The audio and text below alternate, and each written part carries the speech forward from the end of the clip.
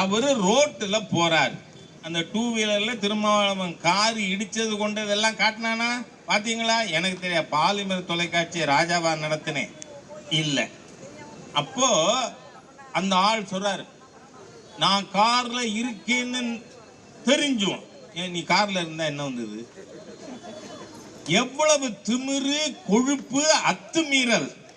இதுதான் அடங்கமறு அத்துமீறா? இதை கேட்டோம்னா அதுவும் ஒரு பிரச்சனையா? ஏன்னா ஒரு ஆள் அவருடைய கட்சி தொண்டர்களுக்கு என்ன சொல்லி கொடுக்கிறாரு? அடங்கமறு, அத்துமீறு. இப்ப இந்த ஊடக நண்பர்கள்லாம் இருக்காங்க, இந்த அத்துமீறுனா என்ன அர்த்தம்?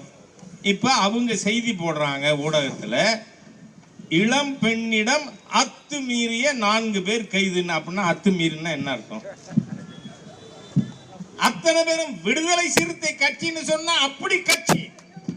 ஏன்னா ஸ்டாலினோட கூட்டாளி வேற எப்படி இருப்பாரு? அவர் சொல்றாரு, நான் கார்ல இருக்கேன்னு தெரிஞ்சும் முறைச்சு பார்த்தான். அது என்ன செக்ஷன்ல வரும்?